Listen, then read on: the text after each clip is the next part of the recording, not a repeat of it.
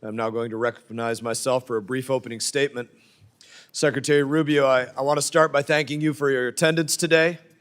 Since day one, President Trump and yourself, you've taken bold action to clean house, to restore accountability, to slash waste, and to put America and Americans first. And I would say that this was desperately needed.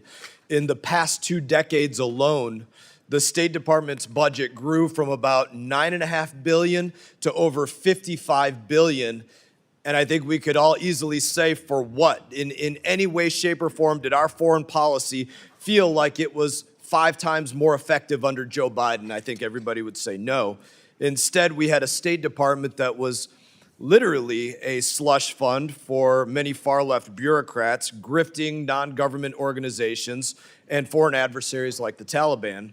We had our tax dollars going to things like vouchers for migrants at our southern border, mobilizing elderly lesbians to vote in Costa Rica, as well as drag shows and LGBT comic books, musicals, plays, and operas. That stuff was not PEPFAR, to say the least. It didn't make America safer, it didn't make America stronger, it didn't bring other countries closer to us, and it didn't save lives. Now, many of my colleagues might think that canceling these programs creates an inroad for China. And I would say that we could only hope that China is stupid enough to spend money in that way. I want to thank this administration for bringing charges against those who it appears were stealing from the State Department and USAID, and in turn, the American people. And I want to thank you, Secretary Rubio, for reorganizing the State Department into a lean and effective diplomatic operation. Let's give proof of that. Just this past week alone, President Trump secured more than $2 trillion of investment from the Middle East.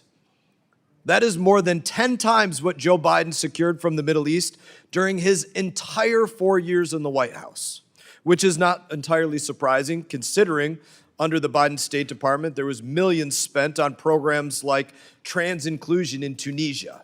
That was the focus in the Middle East. Now, as you know, Secretary Rubio, the job is not done up until now.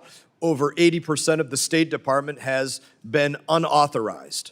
We have bureaus and offices that have grown from thousands of dollars to billions of dollars. And that changes in law when we pass the first comprehensive and standalone State Department reauthorization that has occurred since 2002. I look forward to working with the members of this committee. I look forward to working with you, Secretary Rubio, and I look forward to working with Senator Risch moving forward to make sure that one thing and one thing alone takes place. Every single dollar and diplomat that we authorize and send into the field puts America first. In that, I would now like to recognize Ranking Member Meeks for any opening statement that he may have.